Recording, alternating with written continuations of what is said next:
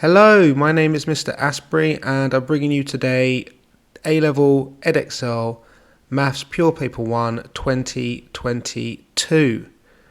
I believe this is a fairly fair paper. There's a couple of tricky questions, but on the whole it's probably about kind of standard for EDEXCEL. And if you do like my solutions and the content, please do subscribe to my channel. I am going to be doing lots and lots of videos over the exam periods, so subscribe to make sure that you see them. Okay, without further ado, let's get into it.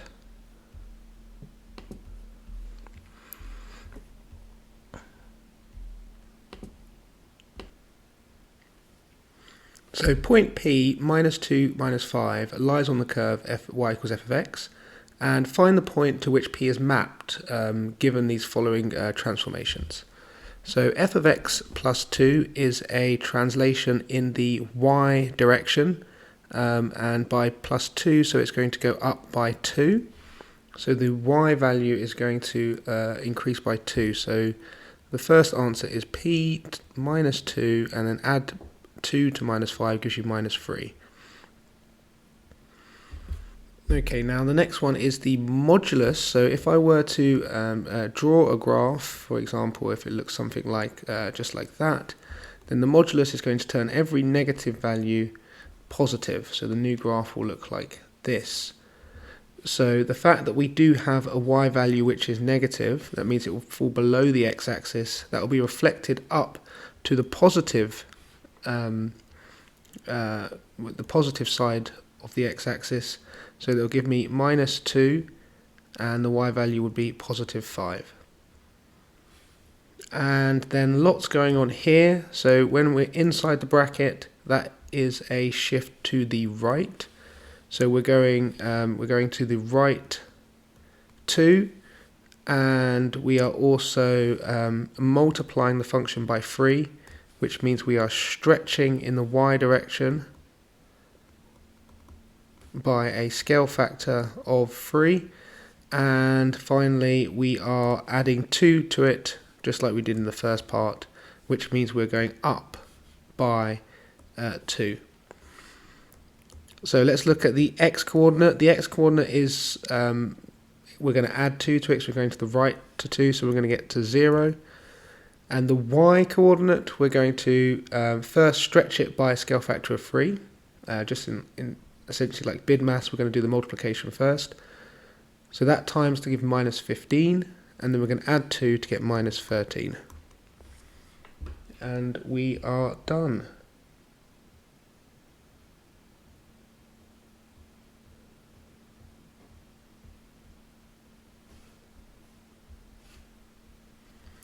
Question number 2, you are given a function f of x, and which has a value which is a constant, and it says given that x plus 2 is a factor of f of x, find the value of k. Well, we know from the factor theorem that if x plus 2 is a factor, then f of minus 2 must equal 0. So let's substitute in the x is equal to minus 2. So that's going to give us minus 2 minus 4, open brackets, minus 2 all squared, minus 3 times minus 2, plus k, and then minus 42 must equal 0. Doing a bit of simplifying, we get minus 6 there. This is 4, that's plus 6, so 4 plus 6 is 10, so 10 plus k, and then minus 42 equals 0. We can then multiply out the brackets to get minus 60 minus 6k minus 42 equals 0, which gives me minus 102 minus 6k equals 0, so 6k is equal to minus 102, so therefore k is equal to minus 17. So minus 102 over 6 is minus 17.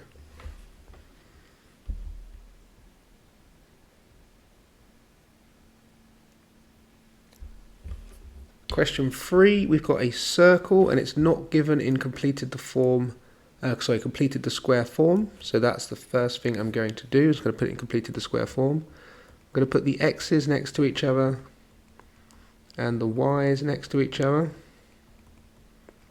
And then I'm going to complete the square. So I'm going to take the b term, so the term with a x variable in front of it is minus 10 there. So I'm going to write half of that, which is minus 5, and then take away that value squared. Again, to complete the square here, I would write y, in this case, plus 8, because that's half of 16 squared, then always minus, and then 8 squared. And we've also got that equals 80. So I'm going to have x minus 5 all squared, and I've also got this y plus 8 all squared, and I've got minus 25 minus 64. So minus 25 minus 64 equals 80. So I will get 80 plus 64 plus 25, 169 goes on to the right side.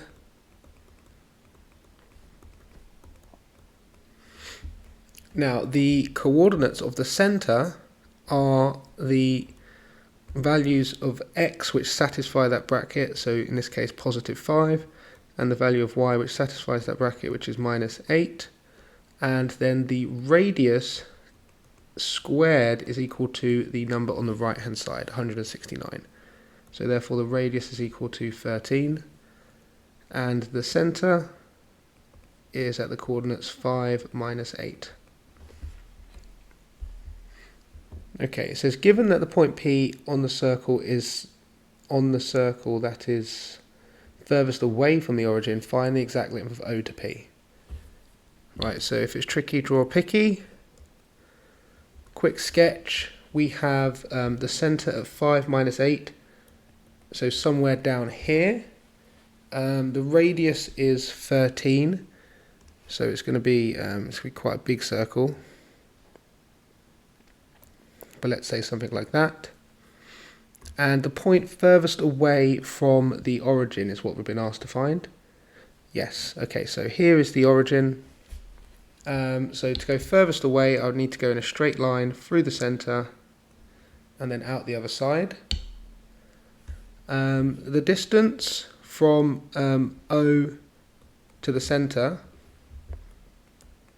is equal to, well, I need to go 5 to the right and 8 down. So by Pythagoras theorem, I would do 5 squared plus 8 squared square rooted. And then this final part, this purple bit here, well, that's just the radius of the circle. So that it gets me all the way down to P. So overall, my O to P will be this surd here, which will be 25 plus 64, which will be root 89. And then we also need to add on a radius, and we know the radius is 13.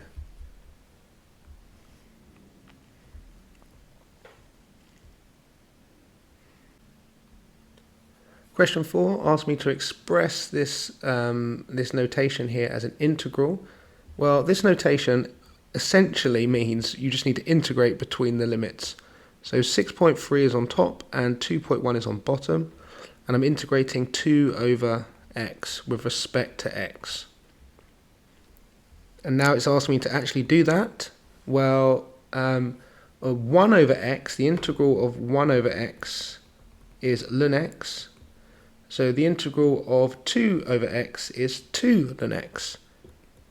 So I get 2 ln x, and that's between 6.3 and 2.1. Substituting in my values, I'm going to get 2 ln 6.3 minus 2 ln 2.1.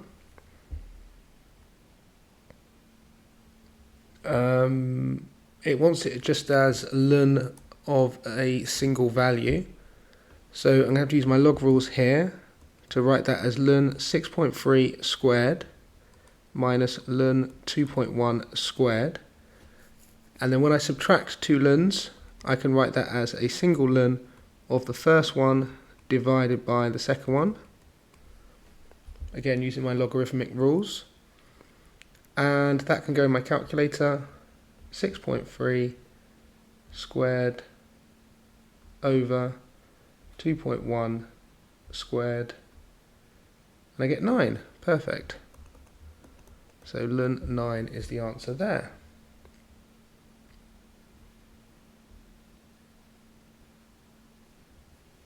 Okay, question 5. We have a height h of a tree t years after being planted is modelled by the equation h squared is equal to at plus b, where t is between 0 and 25, and we get some conditions which is going to help us, I assume, find this model. We get that the tree is 2.6 after 2 years and 5.10 after 10 years. So yes, it asks us to work out the values of a and b. So let's just substitute in then. So we're going to get 2.6 squared is equal to at, so t is 2, so that's just 2a plus b, and then we're going to get 5.1 squared is equal to 10a plus b. Seems pretty straightforward. Let's subtract one equation from the other.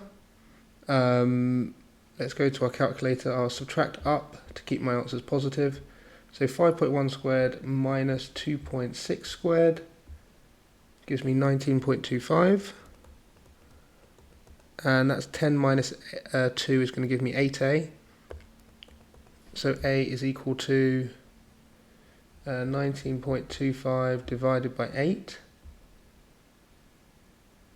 Does it say to three significant figures? Okay, so 2.41. 2.41 is what we're going to use. And then let's substitute back in to work out the value of b.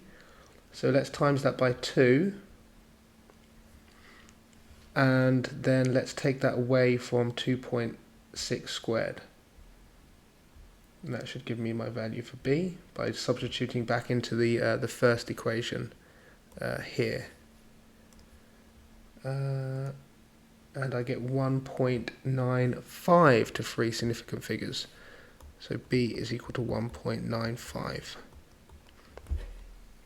Now, given that the height of the tree was 7 meters exactly 20 years after being planted, evaluate the model. So we need to substitute in these values to see whether or not, well, let's substitute in t equals 20 and see if we get anywhere close to 7 meters. So when t equals 20, we get the height squared is equal to a multiplied by t, which is 20, plus b. So the height would be the square root of that. Let's put that in our calculator. So the square root of 2.41 multiplied by 20 plus 1.95.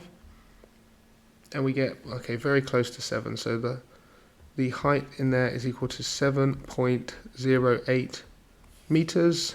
And we could say that this is 7.08 minus 7 over the actual value multiplied by 100 to get a percentage error. It's going to be very close, but we might as well just give that a go. Divide that by 7, multiply that by 100. So that's 1.1% or 1.12%. So this is a 1% error. Therefore, model is good.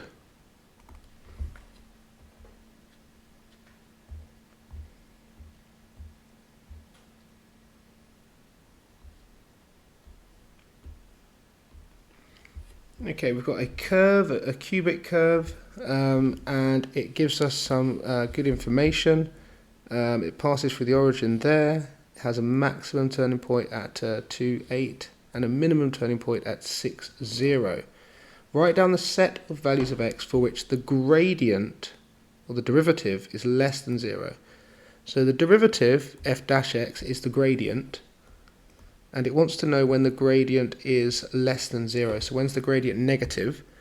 Well, if this was a roller coaster, it would be the part of the roller coaster in which you're going downhill, so the fun part, and that would be this part right here. So the answer to the first question is it is between 2, x, and 6. It's not equal to, because this here is not equal to. So it's not when it equals 0, it's strictly when it's negative.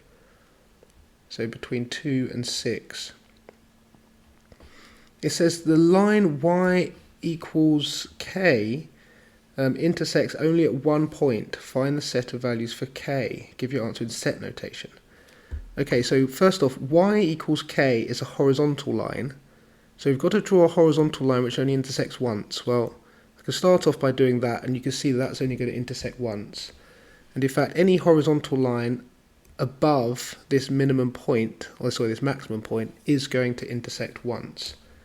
So we want to be above this point here, which is at 8.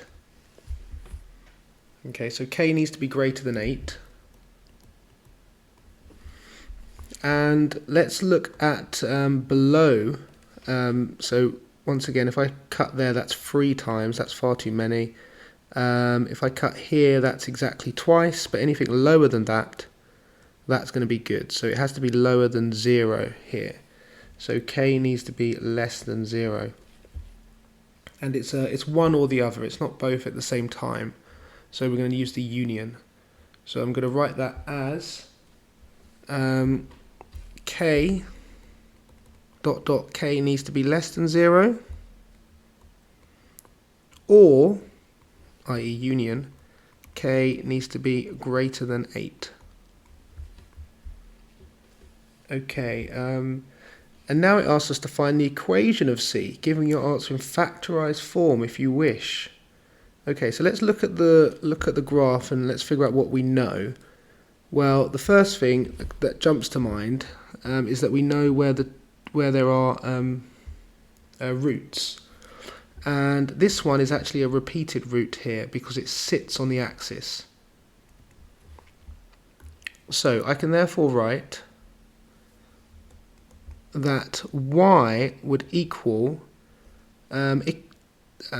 x for the root at 0 and x minus 6 at the root at 6, but that root is repeated, so therefore I have to write a squared there. And also really important to notice is that this tells us where the roots are, but it may be that it's multiplied by a constant as well, a. So I need to put that in as well, because if that was multiplied by 2, the roots would still remain in the same place, so it would still be a graph which cuts at those particular points, but there's a multitude of them. For example, this graph here cuts at the same 2 points, but it's a different graph. It's been stretched by a factor of like 2, for example. We need to find out what that factor is, so that means we're going to need another bit of information, and this is going to provide it, this point here, 8, 2. So subbing in, I get 8 is equal to a multiplied by 2 minus 6 squared. So 8 is equal to, that's minus 4 squared is 16, times 2 is 32, so 32a, which means that a is equal to 8 over 32, which is a quarter. So therefore my final answer, and left in factorized form, is a quarter x minus 6 squared.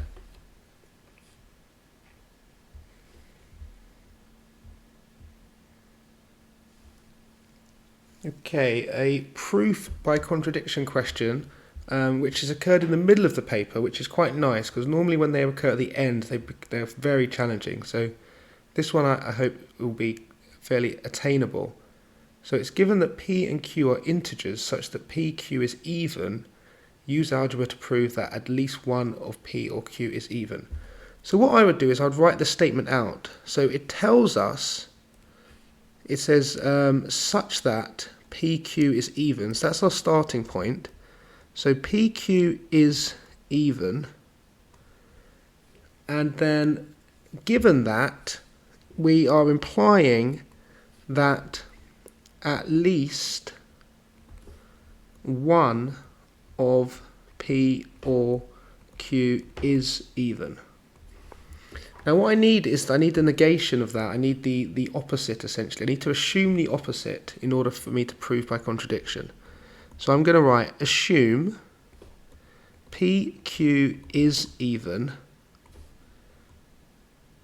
then, well, what is the opposite of at least one of P or Q being even? Then the opposite of at least one of them being even is none of them being even, i.e. both of them being odd. So both P and Q are odd. So that's what I'm going to assume. And with that assumption, let's take P and Q to be odd. So if P is odd, then P is equal to 2 times some number plus 1, some integer plus 1. And if Q is odd, then again it's equal to some number times 2 plus 1. Now that number n and m need to be different because P and Q are not necessarily the same odd number, they may be different odd numbers. Okay, given that, let's figure out what PQ is then. So it will be 2n plus 1, 2m plus 1, which multiplied out will give us 4mn plus 2m plus 2n plus 1. So this would be 2 lots of 2mn plus m plus n plus 1, and then we can see that this is an odd number because it's 2 times a set of integers plus 1. And this is a contradiction because we first off started by saying that we assumed that it was even. So we can say contradiction, and then we need to state this top line here. So I'm just going to literally pick it up here and bring it down here. Just like that. So contradiction, therefore,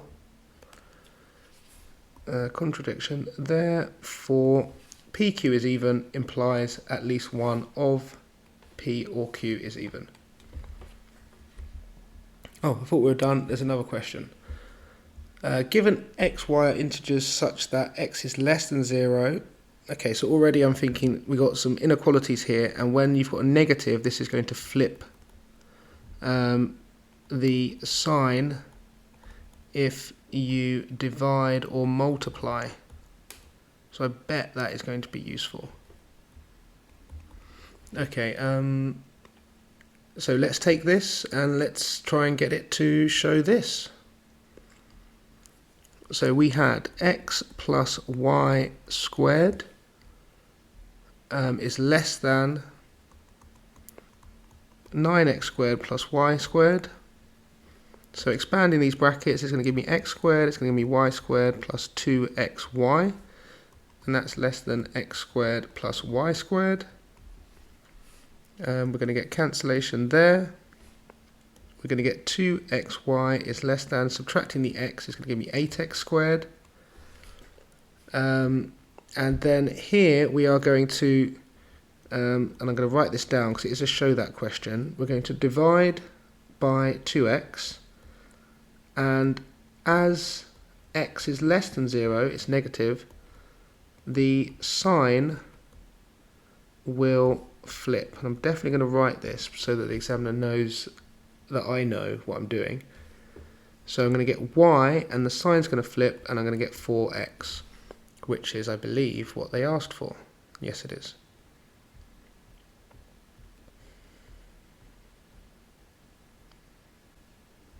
Okay, here it is. I think this is the trickiest question on the paper. Let's get into it. So a car stops at 2 traffic lights, as shown, and the car takes t seconds to travel between the 2 lights, and you get given the equation of this curve and the velocity, and it says find the value of t. So this value here is where the velocity is equal to 0. So we need to solve that equation there with v equal to 0. So I'd write 0 is equal to 10 minus 0.4t ln of t plus 1. Now I need this bit here to be 0 essentially, because if that part is 0, then whatever I multiply by the ln, well, it's going to give me 0 overall. So I'm going to get 10 must equal 0.4t, so therefore t must equal 10 divided by 0.4, which is 25. Okay, and now it says find, or show that the maximum speed of the car occurs when t is equal to this. Okay, so when does the maximum speed occur? Well, it's when I differentiate the velocity and set it equal to 0. And I then have to show that that is the same as this. Tricky. Let's do it. So first off, I'm just going to write the equation down again. It was v is equal to 10 minus 0.4t multiplied by ln t plus 1. And I'm going to differentiate that. And in order to differentiate that, I'm going to have to use the product rule. So I'm going to set u equal to 10 minus 0.4t, and I'm going to set v equal to ln of t plus 1. The derivative of the u, in this case, is just going to equal minus 0.4. And the derivative of v is going to equal 1 over t plus 1. So doing my product rule, I'll cross multiply and add. So our dv by dt will equal u, so we're going to cross multiply, so let's start with 10 minus 0.4t over 1 plus t, and then we're going to subtract 0.4 ln of t plus 1, and we want that to equal 0. I'm then going to write 10 minus 0.4t over t plus 1 is equal to 0.4 ln of t plus 1. And I'm going to divide both sides by 0.4. So 10 divided by 0.4 is 25. That's going to cancel the 0.4 there. That's going to be t plus 1. And this is going to equal ln of t plus 1. Okay, now it's not obvious how that is going to turn into this blue circle here.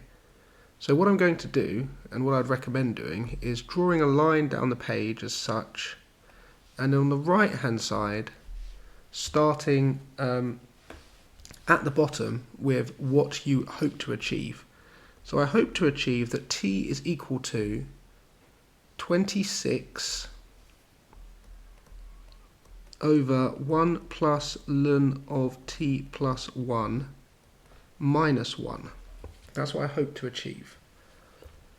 Now I can see there's a 25 in my my working on the left hand side, and I can see there's a minus 1 here, and I can also see that I'm going to need to get a common denominator, make it a common fraction.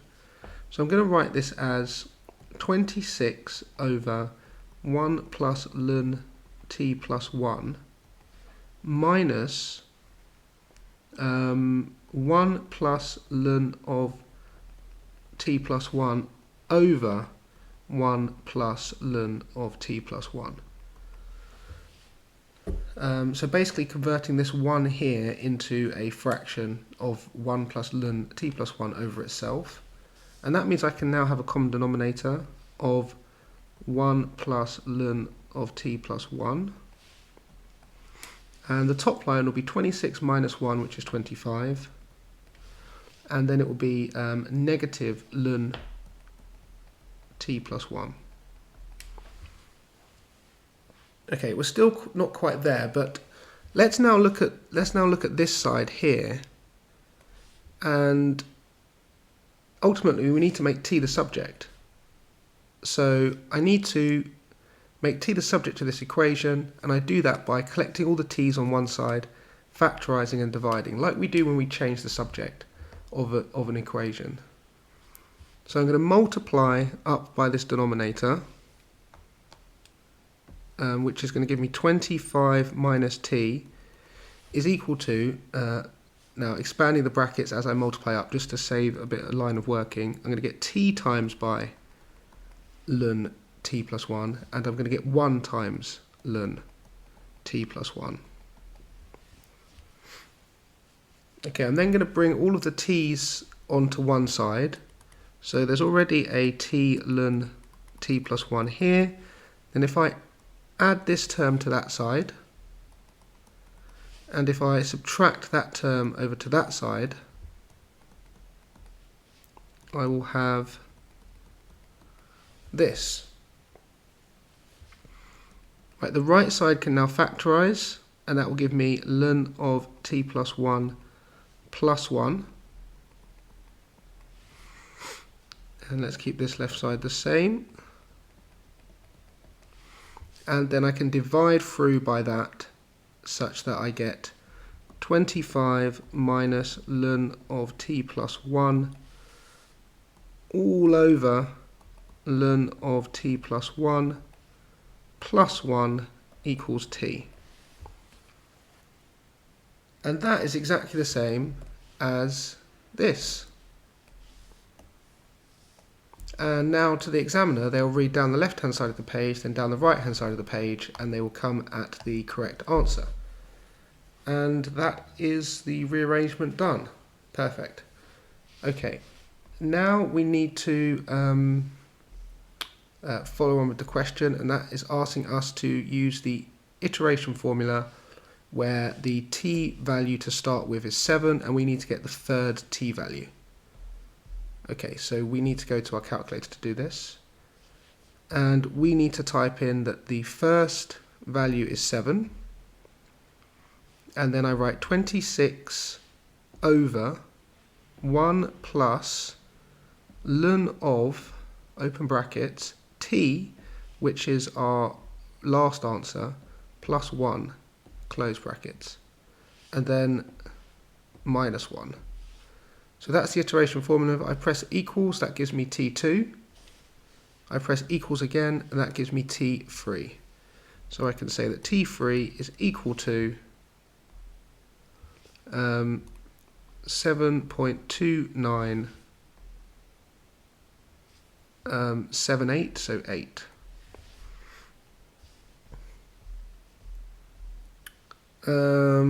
Great, and then it says by repeated iteration find the actual time. So what an iteration formula does is it will converge upon the root that you're looking for, and because I've got it set up in my calculator, I can find t4, t5, t6, and I can keep on going until my root, iteration formula has converged upon my root. So you want to keep going until the numbers change no more. And we're very close now. Okay, so now it's not changing at all. So that is, to that degree of accuracy, the root. We don't need to go that far anyway. We just need to say that t is equal to 7.33. That should be fine.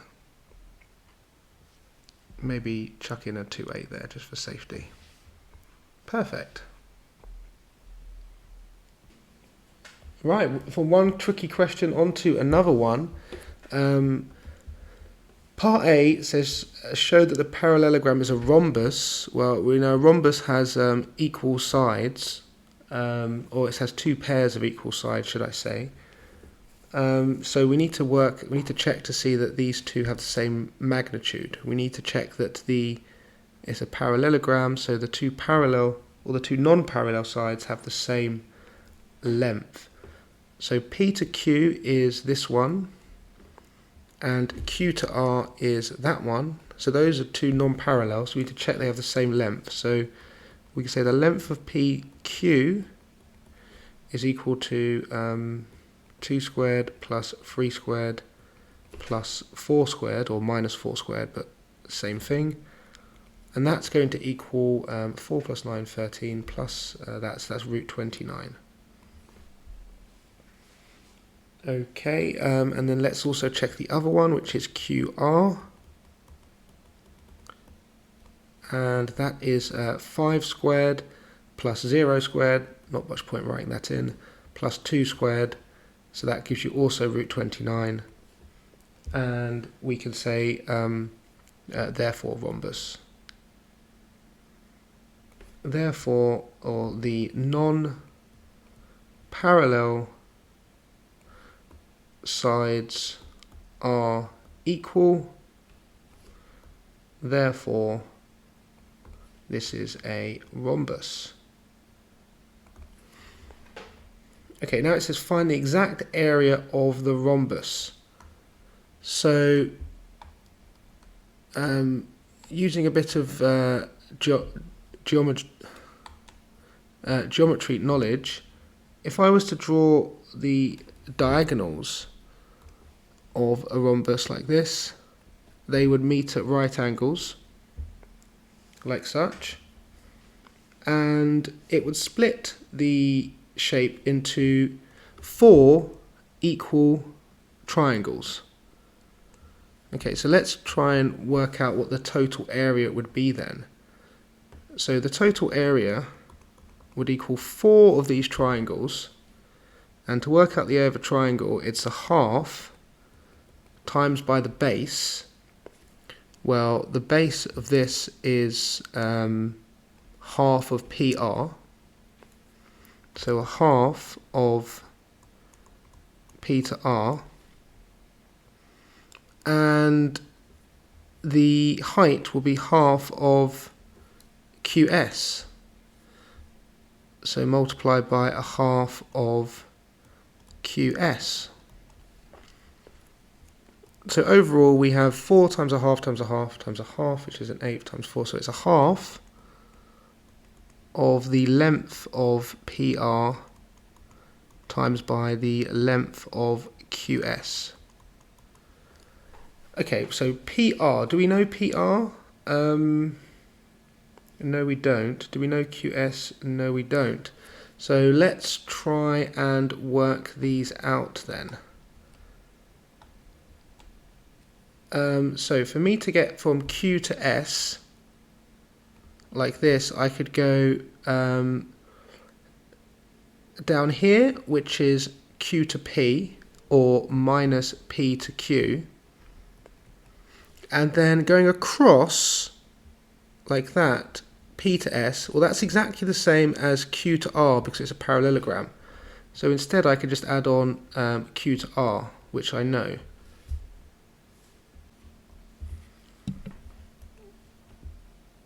QR, so this is going to give us minus PQ is minus 2 minus 3 plus 4, and then we're adding on QR, so that's going to be 5, 0 minus 2, so that's a total of 3 minus 3 and 2. And sorry, this was Q to S. So therefore we can say that the modulus of Q to S is equal to the square root of 3 squared plus 3 squared plus 2 squared, which is equal to the square root of 22. We also need P to R. Okay, so how am I going to get from P to R? Well, that is going to be P to Q, and then again going across like that, Q to R. Oh, perfect. Okay, so P to R is just equal to P to Q plus Q to R, which is going to be 2, 3 minus 4 plus 5, 0 minus 2. And that's going to give us 7, 3 and minus 6. So therefore the, PR, the modulus of that is going to be 7 squared plus 3 squared plus 6 squared, which will be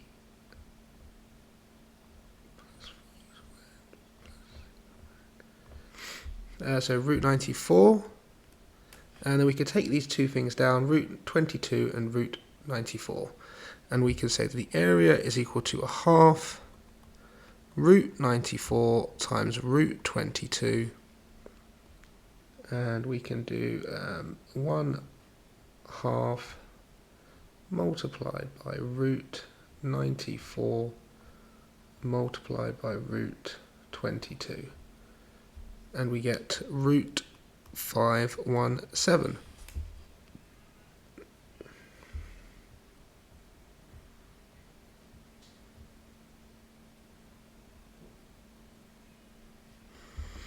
Okay, a scientist is studying the number of bees and the number of wasps on an island.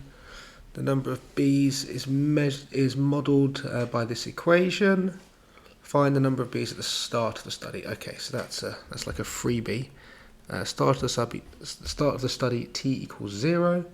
So we just type into our calculator. We don't even do our calculator because e to the 0 is just 1. So it's literally just 45 plus 220. So it's 265. Show that exactly 10 years after the start of the study, the number of bees was increasing at a rate. Okay, so they've very kindly highlighted the word rate there, which means we need to differentiate to find the rate.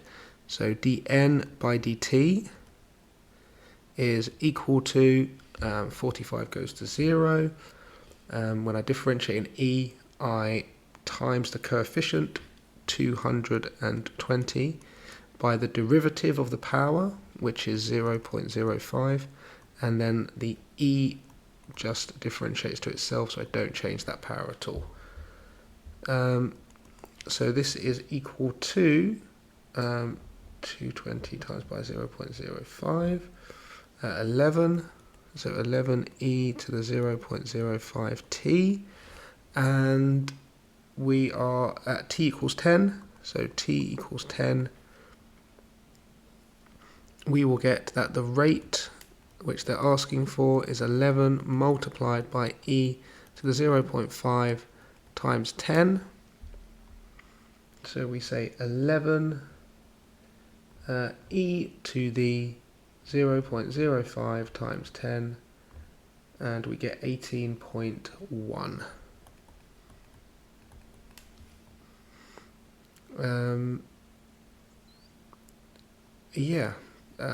Which is approximately 18,000 per year, I think we might have to write.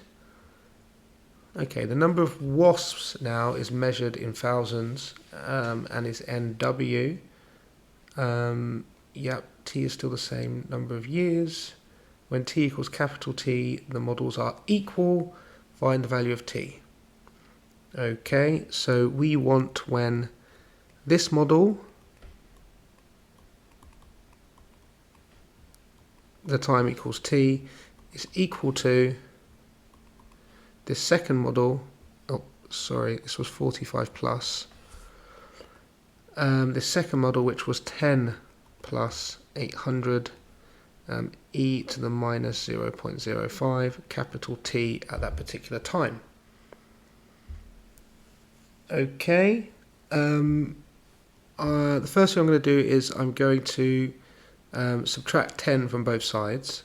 I'm just going to do that by crossing this off and changing that to a 35. And then I'm going to multiply both sides by e to the 0.05t in order to get rid of this negative e to the 0.05t. So I get 35 e to the 0.05t, and then the next term will be 220, but multiplying these two e's together, I'm going to add the powers. So I'm going to get 0.05t add 0.05t, which is 0.1t, and that's going to equal 800, because again, adding these two powers, one's positive, one's negative, so they'll cancel to 0, and e to the 0 is 1. Okay, now I can write this. This is a hidden quadratic, and I know it's a hidden quadratic because we have a constant term here, essentially e to the 0, so a constant term, and these two terms, one is the powers is twice the size of the other, which means it's again a hidden quadratic. So I can write this e to the 0.1t plus 35 e to the 0.05t minus 800 equals 0. And then what I could do is I could let y equal e to the 0.05t, and therefore y squared would be e to the 0.1t. So I've got 220y squared plus 35y minus 800 equals 0. Now that's just going to go straight into my calculator, because I'm not going to be bothered to factorize and solve that. So polynomial degree 2, and we've got 220, we've got 35, and we've got minus 800. And that gives us two values. And those two values are one of them positive, one of them negative. So that's what y equals, so that's what e to the 0.05t equals, and it must be the positive one because we can't take a log of a negative number, and that's exactly what we're going to do now. We're going to take log of that to get 0.5t is equal to ln of 1.829. So therefore t is equal to ln of 1.829 over 0.05, and that is, on our calculator, ln of 1.829 equals, divide that by 0.05, and we get 12.1. Okay, perfect. It says 2 decimal places. Whoops. So that's 12.08. Okie dokie. And we march on. And we have two curves that intersect. And it says verify that the curves intersect at x equals a half. Well, if I were to sub in x equals a half, I should get the same y value if they intersect. So let's do that. So this gives us, what does that give us? An 8, so a quarter. So that gives us 10.25. And then when I sub it into the other one, I get this. Minus 7, and I probably should do that. So half of 42 is 21, minus 15 times by a half squared is a quarter, and then minus 7, and yes, we do get the same thing. So therefore, same y value, therefore intersect. Okay, it says now that the curves intersect again at point P, Use algebra showing all stages of your working. Well, to find intersection points, we need to solve the two curves simultaneously. Now, both of them are set up as y equals, which means I can say that the two functions of x must equal each other. So I can set one equal to the other, just like this. And this is going to give me a cubic, so I can write that all on one side. And that should be squared. 42x, and then that's going to be plus 17 equals 0. Now, we can't just shove that into our calculator because it does say using algebra. So we need to use the fact that we know one of the roots already. So if we know that x is equal to a half, then rewriting that, I could times both sides by 2 to say 2x is equal to 1. So 2x minus 1 equals 0. So this is one of our factors. So because it's a factor, I can then divide my polynomial by that factor. So I will do that, just going to need some space for this, so I'll do it down here. 2x cubed plus 15x squared minus 42x plus 17 needs to be divided by 2x minus 1. Double check that's correct. Yep. So how many times does 2x go into 2x cubed? X squared is the answer to that. Then multiply down. So x squared times 2x should give you 2x cubed, and x squared times minus 1 gives you minus x squared, and then we subtract. 15 minus minus 1 gives you 16, and let's also bring down that 42x. Now, how many 2x's go into 16x squared? The answer is 8x. Multiply it down again by both of these two, gives me 16x squared minus 8x. Again, subtract. Minus 42 minus minus 8 is minus 34x. Bring down the 17 as well. And then finally, how many 2x's go into minus 34x? It's minus 17. And does that work? Yes, it does, because that will give you 0, which means it's a perfect division, no remainders. So therefore, I can say that my roots where are the solution to this equation here. So this multiplied by this minus equal to 0. Because of course that my roots were the solution to that long polynomial cubic equal to 0. So I've rewritten that cubic as this factor multiplied by that factor, and that's equal to 0. So this one we already know gives us x equals a half. We're looking for the other solution. So we're going to have to solve this, and we're going to get into our calculator to do that. Though actually it says use algebra, so I'm a bit concerned to use my calculator. Instead I'll just complete the square. So I'll do x plus 4 because it's half of 8 squared minus 4 squared, again because it's half of 8, minus 17 equals 0. So this gives me x plus 4 squared, that's minus 16 minus 17 is minus 33. So we get x plus 4 squared is equal to 33. So square rooting is going to give me plus or minus the square root of 33, and x plus 4 of course, and we're going to get x equals minus 4 plus or minus the square root of 33. Now it's only asking me for one more intersection point, and we know that that intersection point is greater than 0, because whichever one it is, x is definitely greater than 0. It's in the positive quadrant.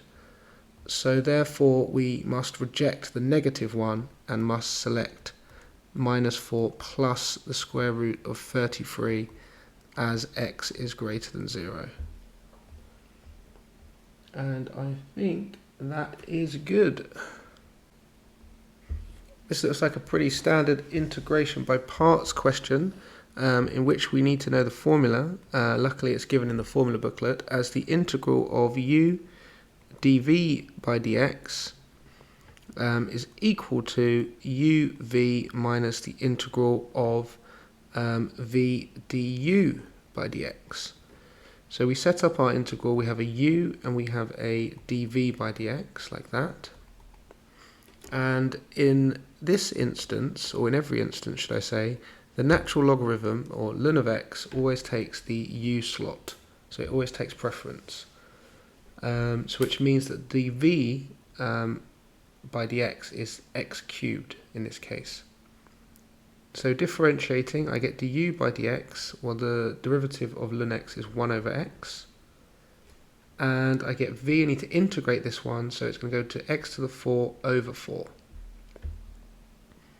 Okay, so let's sub in now. So now I'm looking for the integral of x cubed ln x between e squared and 1.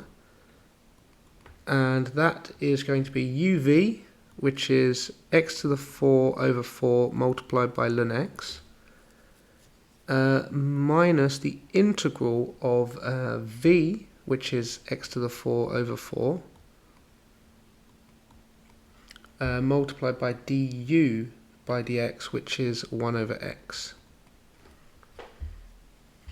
Okay, so this is x to the 4 over 4 ln x, and we are taking away, this is going to give us x cubed over 4, I should write dx at the end there.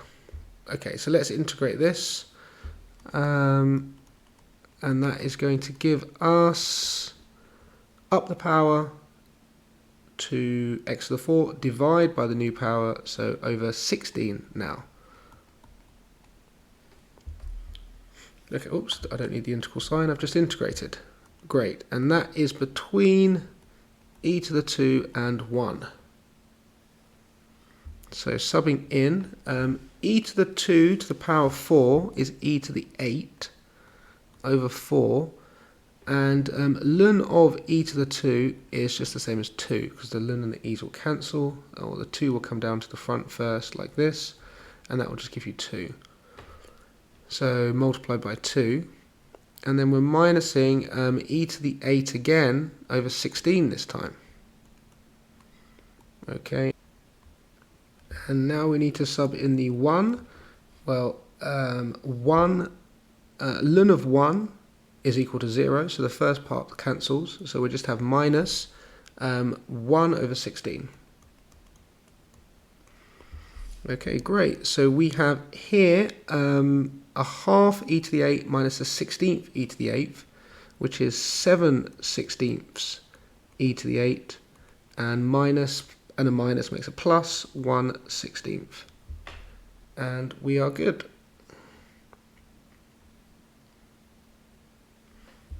Okay, it asks us to prove the summation formula for an arithmetic series. Well, this is one you just have to know, and what we'll need to do is we'll need to write down the series in one direction.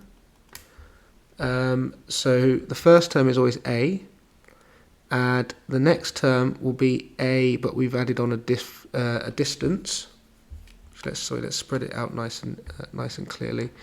Added on a distance, and then the next term will be a, but we've added on 2. And this is going to go all the way up to the last term, which will be a, where we've added on n minus 1 differences, so the nth term essentially. Okay, and now what we're going to do is we're going to write that sequence in reverse. So I'm going to start with the last term, which was a plus n minus 1 d. And then the term, the penultimate term essentially of the series, when we write it out in the normal way, will be this term, but we'll have taken away a d, so we would have added on 1 less d. So it would be a plus n minus 2 d, and here will be a plus n minus 3 D, and that's going to go all the way to the first term, which is just A. So we write the sequence out in one direction, and then we write it out in the other direction. And then we add the two together. So we're going to get two lots of Sn. And when we add these two terms together like this, we're going to get 2A plus n minus 1d. And then the next pair, again we're going to get 2A. And we've got a d here, which is going to add on to n minus 2d to get n minus 1d. So we're going to get 2a plus n minus 1d. And yeah, you guessed it, each term is going to be the same. It's going to be 2a 2a plus n minus 1d. Now how many are there of them? Well, we started at 1, 2, 3, and we went all the way to the nth term. So there are n lots of these. So 2 lots of Sn is n lots of 2 plus n minus 1d. So therefore Sn is equal to n over 2, 2a plus n minus 1d. And we have proved. Okay, James saves money over a number of weeks to buy a printer that costs £64. He saves £10 and then £9.20. And what is the difference here? We can write that D is equal to minus 0.8. That's how much it's going down each time. And the first term is A is equal to 10. Given that he takes n weeks to save exactly £64, show that. Okay, so we know that the summation is going to equal 64. We also know that it's n over 2, 2 times the first term, which we said was 10, plus n minus 1, the difference, which we said was minus 0.8. Okay, multiplying both sides by 2 gives me 128n, open brackets, 20, minus 0.8n plus 0.8 when I multiply out that little mini bracket there. Okay, so we're going to get 128, we're going to get 20 plus 0.8 times by n, which is going to give me this, and we're then going to get minus 0.8 n squared. I'm going to multiply everything by 5, so that's going to give me 128 times 5 is 640.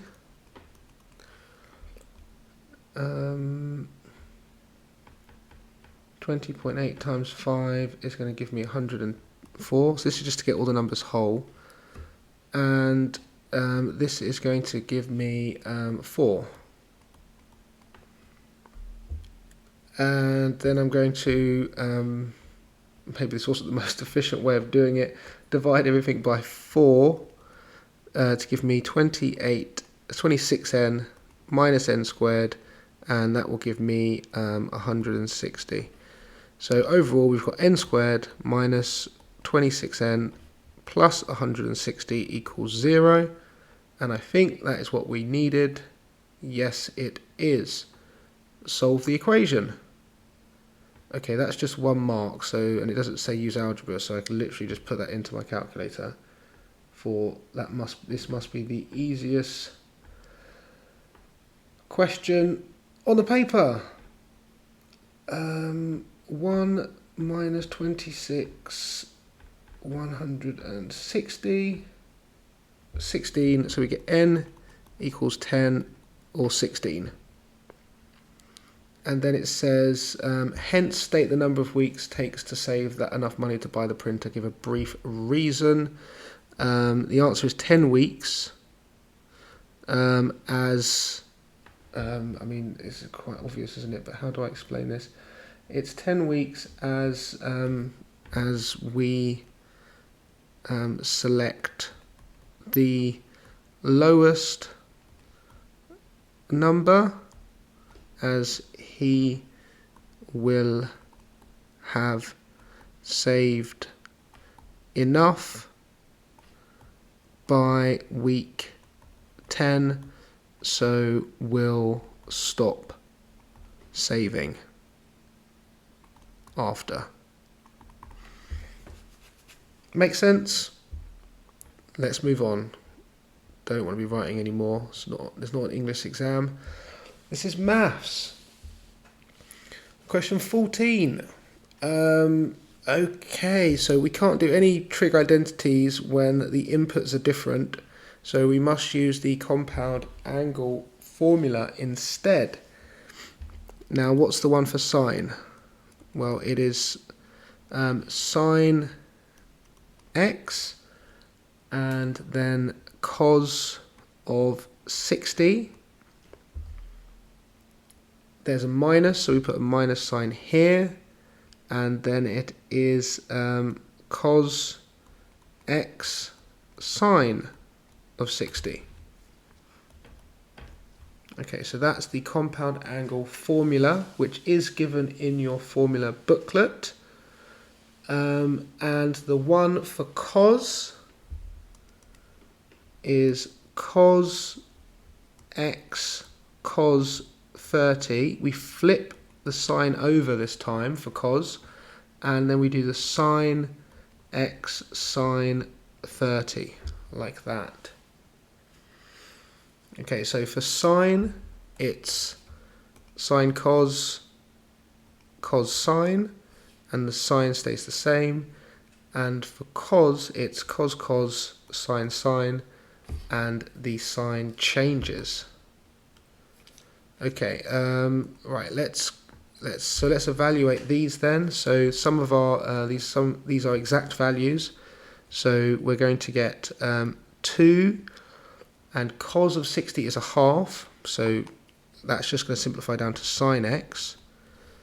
And then sine of 60 is root 3 over 2, times by 2 is just root 3 cos x.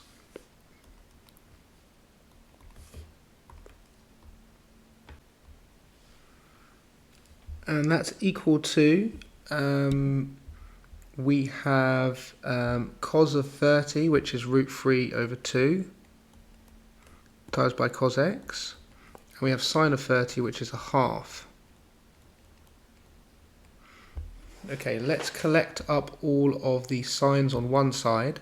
So what do I have? I have 1 whole and a half over there. So subtract a half is going to leave me with a half on the left-hand side. And in terms of the causes, I've got half of root 3, and then I'm going to be adding a root 3, which gives me 1.5 root 3's, so 3 root 3 over 2 cos x. Okay, we can then multiply both sides by 2, which will cancel the half and the divide by 2 there. We can divide both sides by cos, which will give me tan x is equal to 3 root 3, because sine divided by cos is equal to tan. Okay. And that is what we've been asked to prove, which is a good 4 marks there, actually. That's very attainable and quite generous.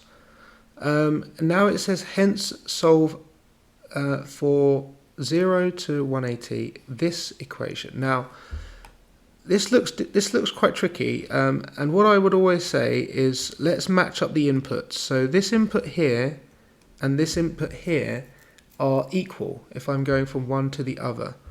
So I'm going to write that 2 theta is equal to x minus 60. 2 theta is equal to x minus 60. Now, does that work for this side as well?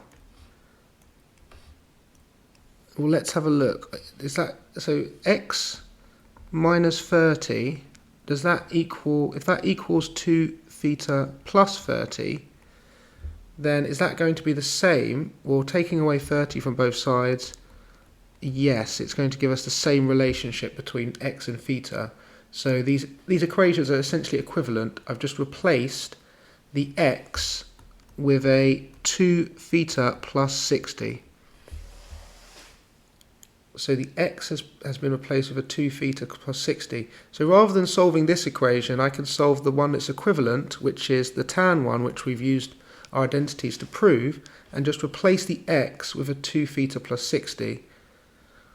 So I can write that tan of not x anymore, but 2 theta plus 60 is equal to, what was it? It was 3 root 3. Just double checking. Yes, and that is between 0 and 180. Sorry, and it can equal 0. Okay, so we do tan to the minus 1 to get a value for 2 theta plus 60. So I'm going to go to my calculator and I'm going to do tan to the minus 1 of, make sure you put in brackets, 3 root 3. And I'm going to get 79.1. I'm also going to modify the range. Sorry, I probably should have done that earlier. Multiply through by 2. And then add on 60. So I'm looking for as many values as I can in this range. So I've got so far 79.1. Now I know that tan has a period of 180, so I will just add on 180 to get another value, which is 259. And if I were to add on another 180, that would take me outside of the range of 420, so that's enough. And now I just need to solve for theta by subtracting 60 and then dividing both of them by 2. So 259 minus 60 and then divided by 2 is going to give us 99.5. And 79.1 divided by, minus 60 and then divided by 2 is going to give us 9.6, I believe. They want it to one decimal place. Perfect.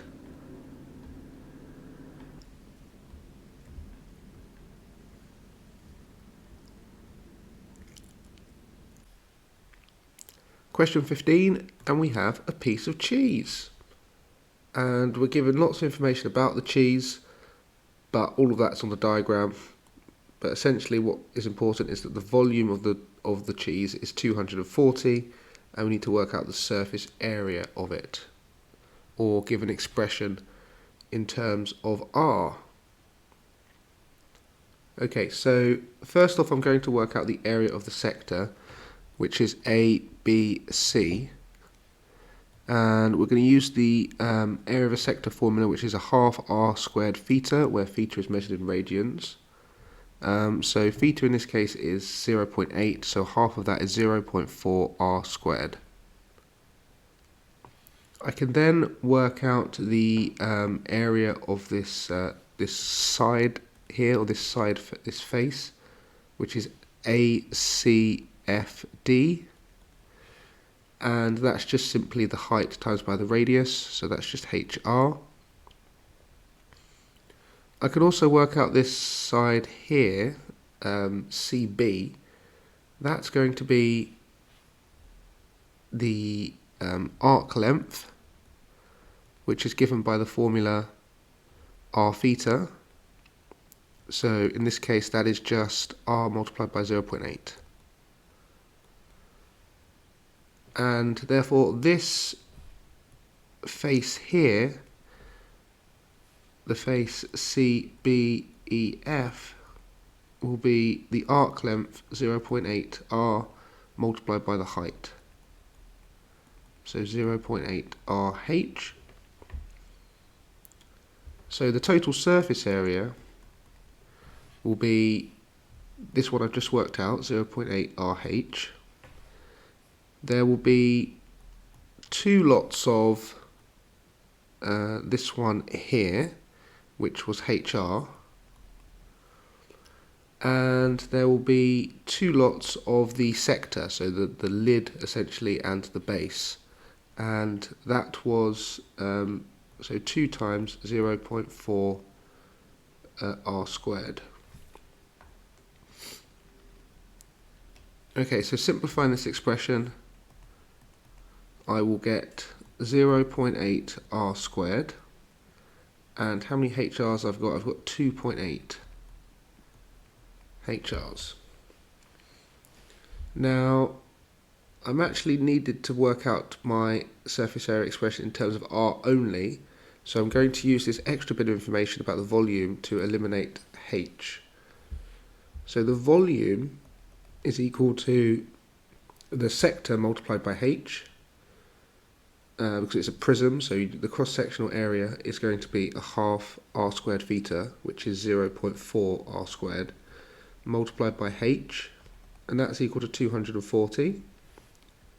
So rearranging for H is going to give me 240 divided by 0.4 r squared. And 240 divided by 0.4 is 600, so this is just equal to 600 over r squared. This can go back into our surface area formula, and we get 0.8 r squared plus 2.8 multiplied by 600 over r squared multiplied by r, and that will give me what I am after, which is 1680 over r. Okay. Next it says, using algebraic differentiation, find the value of r for which s is at a stationary point. Well, we know stationary points occur when the derivative of a function are equal to 0. So we are going to use differentiation, and we're going to differentiate s with respect to r. 2 times 0.8 is 1.6 r. The power goes down. And we can write this in a form which is easier to differentiate, which is r to the minus 1. And again, the power multiplied by the coefficient gives me minus 1680. And then we drop the power down by 1 to give you minus 2. And we need that equal to 0 because we're looking for a stationary point. Okay, next step would be to multiply through by r squared to remove that negative power. This is going to give me 1.6 r cubed minus 1680. And then this will give me that r cubed is equal to 1680 over 1.6. So we get that r is equal to the cube root of 1680 over 1.6, and that's just going to go into our calculator. We want the cube root of 1680 over 1.6, and that gives me 10.16. And that is the value of r that we're looking for. And then it says, prove by further differentiation that this value of r gives the minimum surface area.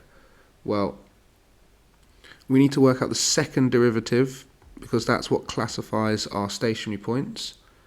So differentiating this again is going to give me 1.6, and then minus 2 times minus 1680 is plus 3360,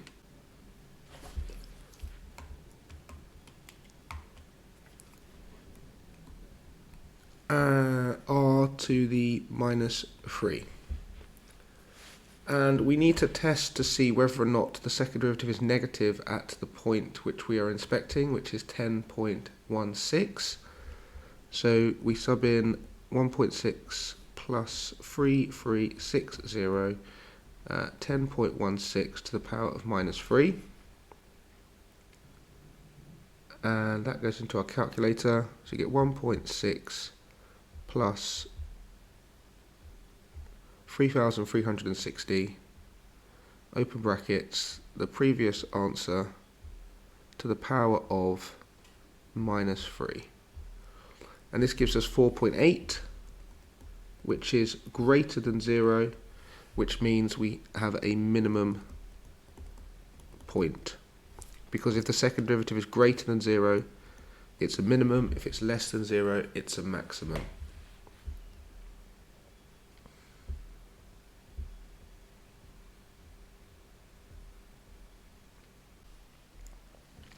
Question 16, we're looking at parametric integration, and we're told that x is equal to 8 sine squared t and y is equal to 2 sine 2t plus 3 sine t. And we have that t is between 0 and pi over 2. We're going to need to integrate between 0 and 4 in x. So we are going to start off by writing down the formula for parametric integration, which is that it's the integral of y dx by dt dt. So I'm going to start with my x parametric equation, which is 8 sine squared t. Yep.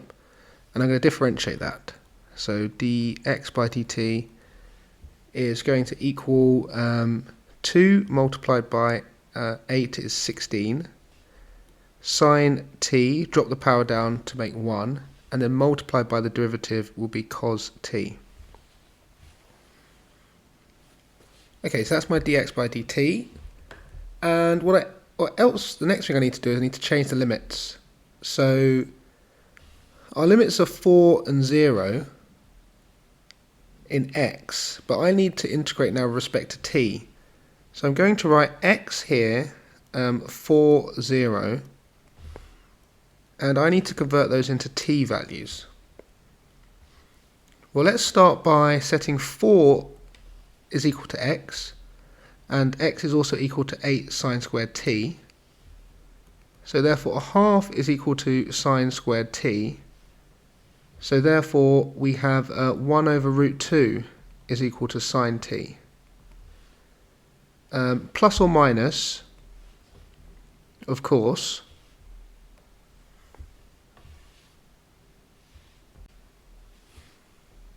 And let's take the positive first. So we'll get that t is equal to sine to the minus 1 of 1 over root 2, and we know that's equal to pi over 4.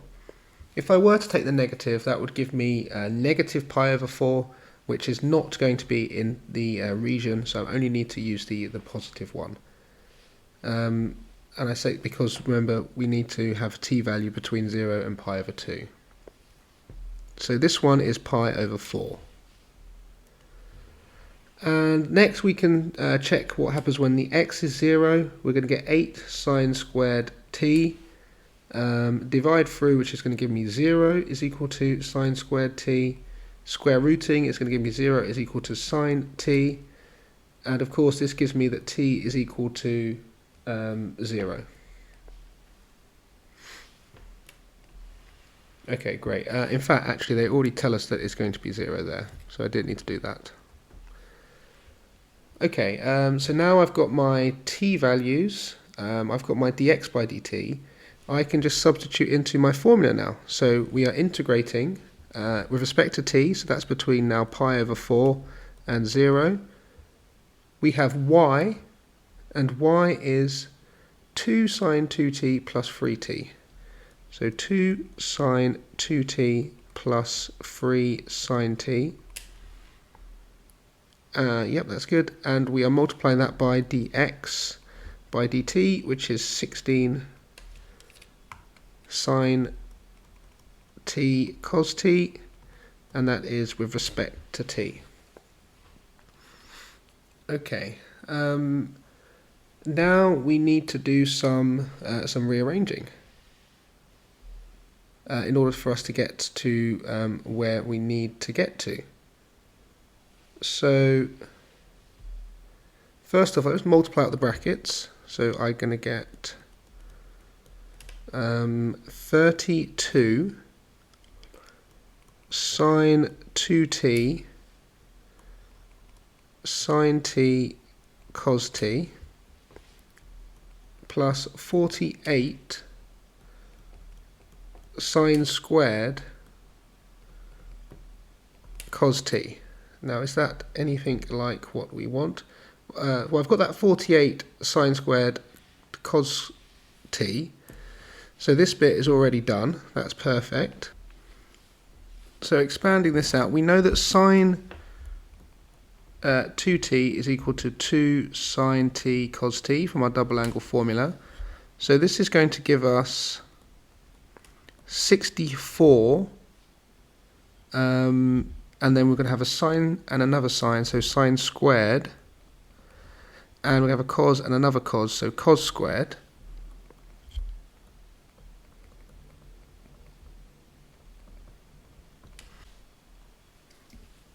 Okay, and this part here looks very much like a sine 2t. So let's just on the side here write that sine of 2t is equal to 2 sine t cos t.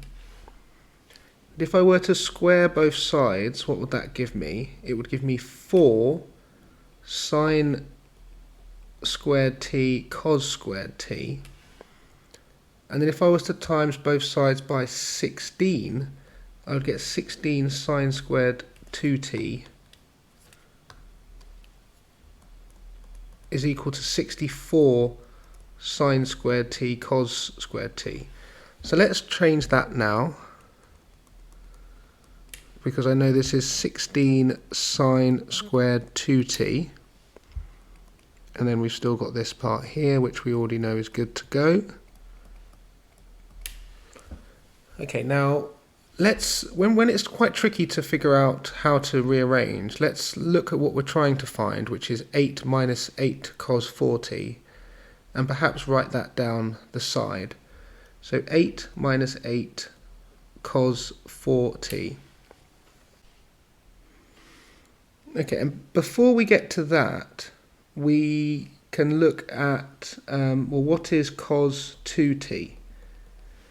Particularly in terms of sine, because we want to convert it into a sine at some point. So we know that's 1 minus 2 sine squared t, like that.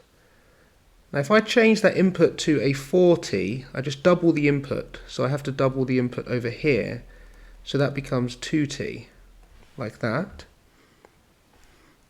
Now let's rearrange this to make 2 sine squared t the subject, so I get 1 minus cos 4t, and then if I multiply that by 8 I get 16 sine squared 2t is equal to 8 minus 8 cos 4t. And there we go, we have it. So that is exactly what we need to write in here. So we have 8 minus 8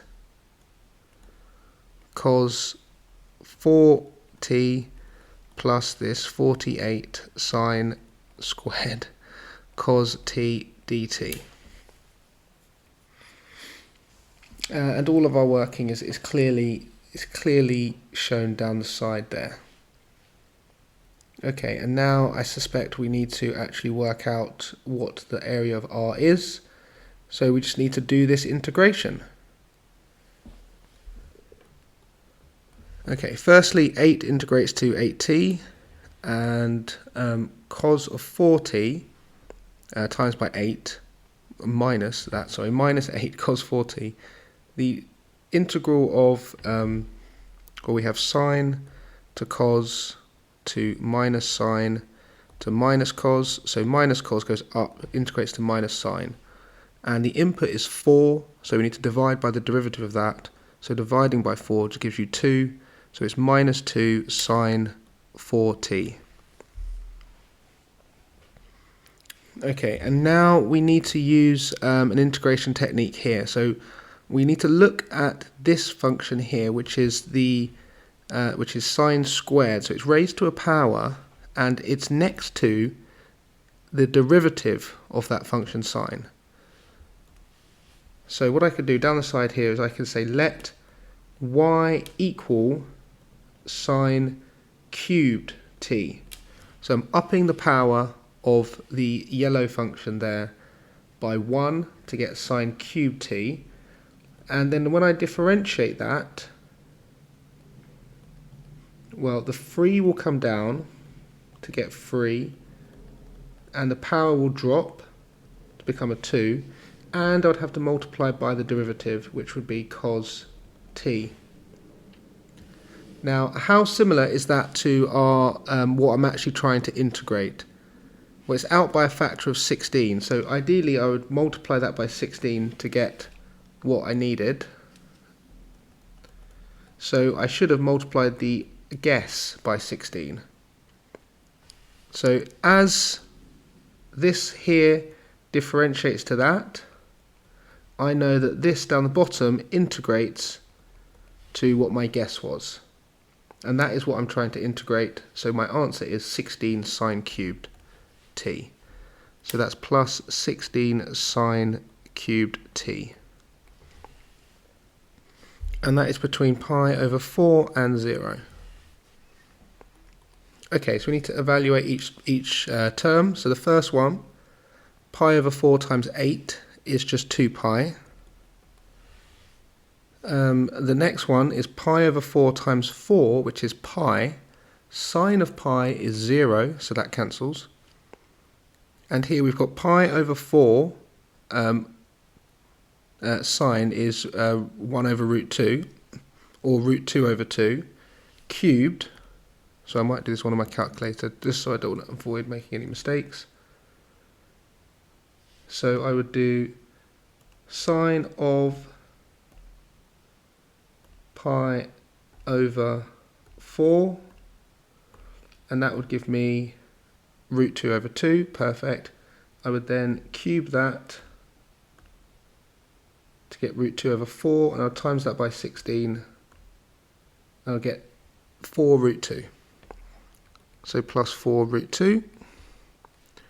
And then I have to take away when these are 0. So 8 times 0 is 0. Sine of 0 is 0. And again, sine of 0 is 0, so I'm taking away nothing there. So my final answer is 2 pi plus 4 root 2. Perfect. Thanks very much for watching. I've got lots more videos on A-level exam papers, and I'm going to be posting way more videos as well over the exam period. So please do subscribe. Thank you very much, and for now, bye-bye.